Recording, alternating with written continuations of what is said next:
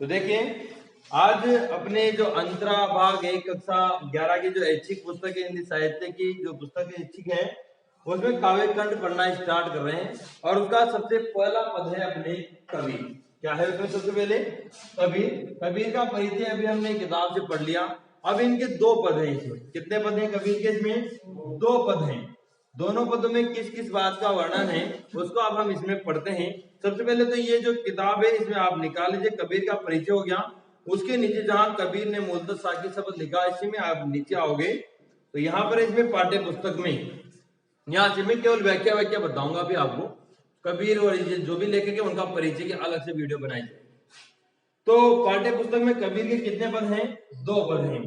देखिए दो पद दिए गए हैं। पहले पद में हिंदू और मुसलमान दोनों के धर्म आचरण पर प्रहार करते हुए बाह्य आडंबरों और कुरीतियों की आलोचना की। यानी कबीर दास जी ने पहले पद में दोनों को लपेटा है। किस किस को? हिंदू और मुसलमान। ये इनमें इन हिंदू और मुसलमानों में जो लोग बाह्य आडंबर करते हैं, दिखावा करते हैं और धर्म के नाम पर पाखंड करके दूसरे लोगों को ठगते हैं, बेईमानी करते हैं, या उनको कह सकते हैं अपन कुछ उनके साथ कुछ गलत करते हैं, तो वो जो चीजें हैं वो इन्होंने कबीरदास जी ने इन पदों में उनका विरोध किया है। ये तो है कि धर्म आचरण, ये धर्म का आचरण करते हैं लेकिन पीछे से वो बुरा करते रहते हैं। तो ऐसे लोगों पर उन्होंने इस पद के माध्यम से प्रहार किया है, यानी कि उनको सचेत किया है कि ऐसा उन्हें नहीं करना चाहिए। तो ऐसे जो लोग हैं देखिए क्या क्या है। अब पहला पद पहले मैं इनका वाचन करूंगा, उसके बाद फिर हम इसकी सब प्रसंग व्याख्या करें।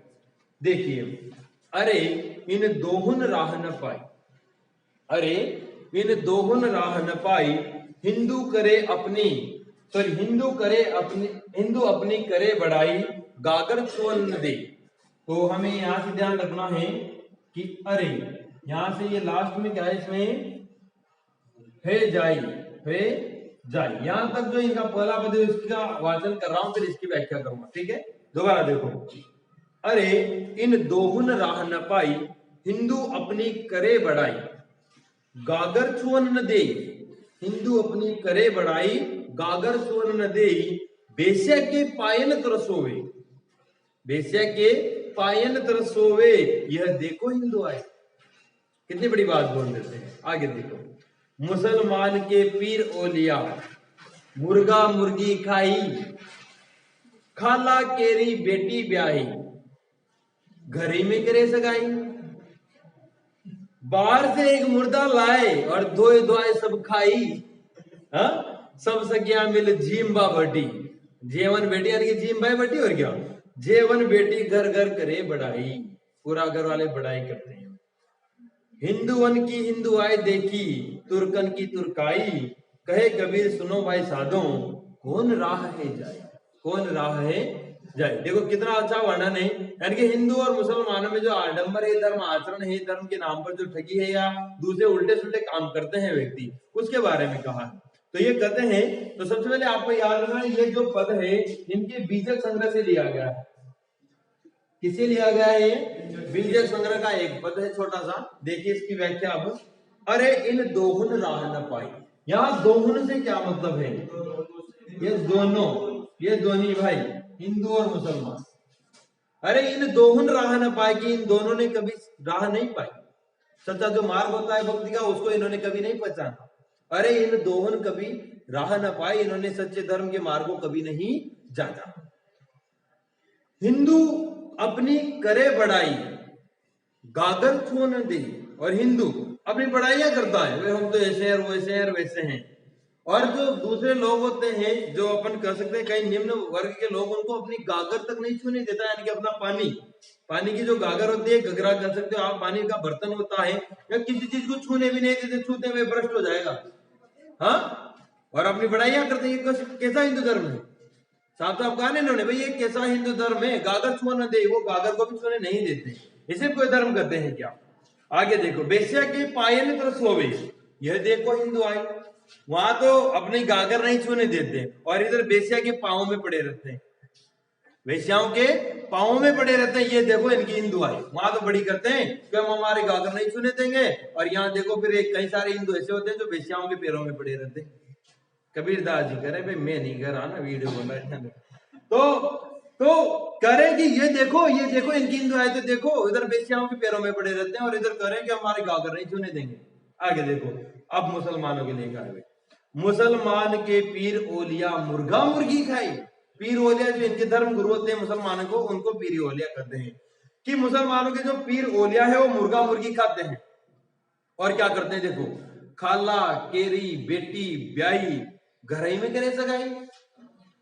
खाला को मौसी कहते हैं कि खाला के अपनी बेटी को ब्याह देते हैं। अब मौसी की लड़की के भी कोई शादी करते हैं क्या, लेकिन इनमें होता है तो कहते हैं कि खाला केरी के अपने रक्त संबंध में अपने घर परिवार में ही बेटी का ब्याह कर देते हैं, आपस में ब्याह कर देते हैं। तो आगे कहते हैं कि घर ही में करे सगाई और घर घर में ये सगाइयां कर देते हैं। बाहर से एक मुर्दा लाए धोए धाए सब चढ़वाए। बाहर से एक मुर्दा लाएंगे इनके मांस लाएंगे उसको धो धो के सब उसमें चढ़ा देंगे और भी क्या करेंगे देखो सब सखिया मिल जेवन बेटी और फिर सारा गिर का सारा मलर जिम्बा बैठे उनको बड़ा सजो और मांस बताए बढ़िया तड़को लगा लगू फिर खावा के लिए। हाँ ये है क्या हिंदू और मुसलमानों के लिए। तो सब सखिया मिल जेवन बेटी और घर भर करे बढ़ाए सारा घर में बढ़ाया कर जाओ हाथ बढ़िया लाइक स्वाद लगे मजा आ गया। हाँ ये हिंदू आए क्या, ये मुसलमान की ये धर्म की बातें हैं क्या। इनके आड़ में तो पाखंड है, ये तो आडंबर है।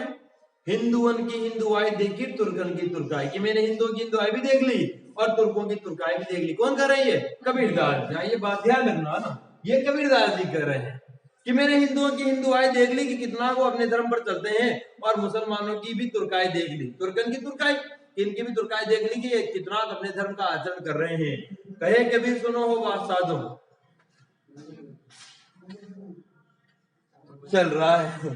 कबीरदास जी कहते हैं कि सुनो है साधु साधु मतलब साधु सज्जन व्यक्तियों। भाई ऐसा नहीं कि दोनों धर्मों में ऐसे लोग हैं सारे अच्छे लोग भी हैं। तो अच्छे लोगों से कहते हैं कि हे साधु सुनो कौन राह जाए ये दोनों किस राह में जा रहे हैं। अगर ऐसा कर रहे हैं जो लोग इन धर्मों में वो किस राह में यानी कि बहुत ही बुरी राह में यानी कि नरक की राह में जा रहे हैं। तो ये पहला पद हुआ आपने समाप्त। अब दूसरा पद देखिए आप इधर आ जाओ पहले पेज नंबर 122 में ऊपर इसका पहले पद में क्या है इसका प्रसंग पढ़ते हैं। अब दूसरा पद पढ़ेंगे ठीक है कि दूसरे पद में कबीर ने खुद को विरहणी स्त्री के रूप में प्रस्तुत किया है। कबीर ने खुद को किसके रूप में प्रस्तुत किया है विरहणी विरहणी स्त्री कौन होती है विरह में रहती है जो उसका पति मान लो विदेश चला गया उसका हस्बैंड दूसरी जगह चला गया वो विरहणी स्त्री। लेकिन ये आत्मा परमात्मा की बात होगी ना। विरहणी स्त्री के रूप में प्रस्तुत करते हुए प्रियतम से घर लौटने की आकांक्षा व्यक्ति है। अब ये प्रियतम कौन है ये प्रियतम है भाई परमात्मा। कौन है परमात्मा। और ये विरहणी स्त्री के रूप में ये कौन है आत्मा यानी कि आत्मा प्रियतम को अपने पास बुला रही है। तो देखो व्यक्त आकांक्षा यानी कि इच्छा प्रियतम से घर लौटने की यानी कि परमात्मा से घर लौटने की आकांक्षा व्यक्त की है। दाम्पत्य प्रेम और घर की महत्ता इस पद के केंद्र में है। दाम्पत्य प्रेम होता है पति पत्नी का दंपति का आपस में उस प्रेम को और घर की महत्ता क्या होती है उसको इस पद में बताया गया है। कबीर के ये दोनों पद पारसनाथ तिवारी द्वारा संपादित कबीर वाणी से लिए गए हैं। वेरी इंपॉर्टेंट इसको ध्यान रखना। ये जो दोनों पद हैं कबीर के वो किसे पारसनाथ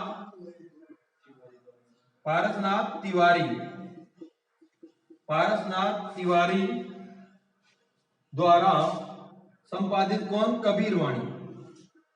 भाई उनकी तो बीजे से तो है ही सही लेकिन पारसनाथ तिवारी ने जो संपादित ग्रंथ लिखा कबीर वाणी इन्होंने तो उसमें से लिए गए हैं। तो एक सेकंड ग्रेड के लिए बहुत इंपॉर्टेंट प्रश्न है अपने कि कबीर के जो दोनों पद हैं ये किसके द्वारा संपादित कबीर वाणी से लिए गए हैं। तो पारसनाथ तिवारी द्वारा किसके द्वारा पारसनाथ तिवारी द्वारा अंडरलाइन कर लेना इसको। अब आ जाइए आप दूसरे पद की हम व्याख्या करते हैं। ये दूसरा पद तो इसमें देखो क्या करते हैं बालम आओ हमारे गेहरे तुम बिन दुखिया देहरे सब कोई कहे तुम्हारी नारी मोह को लगत लाजरी। दिल से नहीं लगाया तब लग कैसा स्नेह रे अन्न न भावे नींद न आवे गृह बन धरे न धीर रे। कामिन को है बालम प्यारा, जो प्यासे को नीर रे, है कोई ऐसा पर उपकारी, पीयूषों कहे सुनाए रे। अब तो बेहाल कबीर भयो है, बिन देखे जीव जाए रे, बिन देखे जीव जाए रे। यानी कि जिस प्रकार विरहणी स्त्री अपने पति को बुलाती है परदेश से या उसको स्मरण करती है, उसी प्रकार यहाँ पर कबीरदास जी विरहणी स्त्री के रूप में है। और वो किसे बुला रहे हैं? परमात्मा को। विरहणी स्त्री तो किसे बुलाती है? अपने प्रियतम को, अपने पति को बुलाती है परदेश से। लेकिन कबीरदास जी का प्रियतम ही कौन है? परमात्मा। तो उसी रूप में यहाँ शब्द आया पहला बालम। क्या शब्द आया है? अब ये बालम का मतलब यहाँ पर ईश्वर है भाई। बालम का मतलब क्या है? कि बालम आओ हमारे गहरे, कि हे बालम, हे परमात्मा, हे ईश्वर, आप हमारे घर आइए। कौन कर रहे हैं? कबीरदास जी। और कबीरदास जी किस रूप में? विरहणी स्त्री जैसे बुलाते हैं वैसे वो बुला रहे हैं कि हे बालम, हे ईश्वर, हे परमात्मा, आप हमारे घर आइए। तुम बिन दुखिया देह रे, देह यानी शरीर, कि तुम्हारे बिन ये जो मेरा देह है, मेरी जो देह है यानी कि मेरा जो शरीर है वो दुखी रहता है। कि तुम बिन दुखिया देह रे, कि तुम्हारे बिना मेरा ये शरीर बहुत ज्यादा दुखी रहता है। सब कोई कहे तुम्हारी नारी, कि मुझसे सभी ये कहते हैं कि या तो उनकी नारी या तो उनकी लुगाई। एक तरह से समझाने के लिए कह रहा हूं कि सभी मुझे, कबीरदास कह रहे हैं सब मुझे क्या कहते हैं कि मैं तो ईश्वर की, परमात्मा की स्त्री हूं, कि मैं तो तुम्हारी नारी हूं, सभी मुझे तुम्हारा ही मानते हैं। मोको लगत लाज है, और इस बात में मुझे बहुत ज्यादा लज्जा आती है। मोको लगत लाज, मुझे बहुत ज्यादा लज्जा लगती है या लज्जा आती है। आगे देखो, दिल से नहीं लगाया तब लगे कैसा स्नेह रे, स्नेह यानी कि प्रेम, कि तुमने मुझे कभी दिल से ही नहीं लगाया। परमात्मा से करे कबीरदास जी विरहणी के रूप में कि हे परमात्मा, हे ईश्वर, हे बालम, कि तुमने मुझे कभी अपने दिल से ही नहीं लगाया। तो फिर ये कौन सा स्नेह है? ये कौन सा प्रेम है? कौन सा प्यार है? ये तो एक अधूरा ही प्यार रहा ना, कि तुमने मुझे कभी दिल से नहीं लगाया। सारी दुनिया कहते हैं मुतारी लुगाई, मैं तेरी नारी हूं, मैं तेरी नारी हूं। तो लोग बात तो मुझे यही मानते कि मैं तो तुम्हारा ही हूं, लेकिन तुमने तो कभी मुझे दिल से लगाया ही नहीं। ये कैसा प्रेम है हम दोनों का। इसलिए आप यहाँ पर आइए, मुझसे मिलिए। यानी कि आत्मा, कबीरदास जी आत्मा के रूप में, ईश्वर यानी परमात्मा, आत्मा परमात्मा से मिलना चाहती। आगे देखो, अन्न न भावे, वो गाना था, मुझे चैन न आए, मुझे नींद न आए, वही गाना, वही बात। अन्न न भावे नींद न आवे, कि मुझे अन्न नहीं भाता, यानी कि कुछ भी खाने को अच्छा नहीं लगता, भोजन नहीं भाता मुझे, और मुझे नींद भी नहीं आती। अब कहेंगे गृह बन धरे न धीर रे, और घर में मुझे, यहाँ पर घर में मेरा जो मन है वो धैर्य धारण करके बिल्कुल भी नहीं रुकता। धीर यानी कि धैर्य धारण करना, कि मैं यहाँ घर में बैठी बैठी मैं धैर्य धारण नहीं कर पा रही हूँ, यानी कि धीरज नहीं रख पा रही हूँ। कि गृह बन धरे न धीर रे, यानी कि घर में मैं अपने मन को धैर्य धारण नहीं कर पा रही या धैर्य के साथ नहीं रुक पा रही हूँ। कामिन को है बालम प्यारा, जो प्यासे को नीर रे, कि जिस प्रकार कामिन नारी को अपना बालम, अपना पति प्यारा होता है। कामिनी यानी कि काम की इच्छा रखने वाली नारी, तो उसको अपना पति प्यारा होता है। तो जिस प्रकार काम की इच्छा रखने वाली नारी को अपना प्रिय यानी कि अपना पति प्यारा होता है, अपना बालम प्यारा होता है, उसी प्रकार, और जो प्यासे को नीर, और जिस प्रकार प्यासे व्यक्ति को नीर यानी कि पानी, नीर यानी पानी, कि जिस प्रकार प्यासे व्यक्ति को पानी की इच्छा होती है, पानी प्यारा होता है, उसी प्रकार हे परमात्मा, हे प्रियतम, आप भी मुझे उसी प्रकार प्यारे। हे कोई ऐसा परोपकारी, पीयूषों कहे सुनाए रे। फिर आगे कबीरदास जी कहते हैं किसके रूप में? विरहणी स्त्री के रूप में, कि ऐसा कोई परोपकारी है क्या? हे कोई ऐसा परोपकारी, यानी कि ऐसा कोई परोपकारी है क्या? पीयूषों कहे सुनाए रे, पीयूषों मतलब प्रियतम, यानी कि परमात्मा, यानी कि ईश्वर। ऐसा कोई परोपकारी है क्या जो मेरे दुख को, मेरे कष्ट को मेरे प्रिय से, यानी कि मेरे प्रिय से, मेरे परमात्मा से जाकर कह दे, उनको सुना दे। कोई ऐसा उपकार करने वाला हो तो वो मेरे इस संदेश को मेरे परमात्मा तक, मेरे बालम तक पहुंचा दे। अब तो बेहाल कबीर भयो है। फिर कबीरदास जी कहते हैं अब तो मैं कबीर स्वयं, मैं अब बेहाल हो गया हूं, बिन देखे जीव जाए, कि अब तो मुझे परमात्मा को देखे बिना जिया नहीं जाता है। जिस प्रकार विरहणी स्त्री अपने प्रियतम को देखे बिना नहीं रह पाती है, उसी प्रकार से कबीरदास जी कह रहे हैं कि अब तो मुझसे बालम यानी कि परमात्मा को देखे बिना बिल्कुल भी जिया नहीं जाता। हे प्रियतम, हे परमात्मा, हे बालम, हे हस्बैंड, हे ईश्वर, आप कहाँ हो, जल्दी से आ जाओ। ये दूसरा पद है और ये समाप्त हो आपने दूसरा पद। अब इसके बाद अगला पाठ पढ़ेंगे अपन, है ना।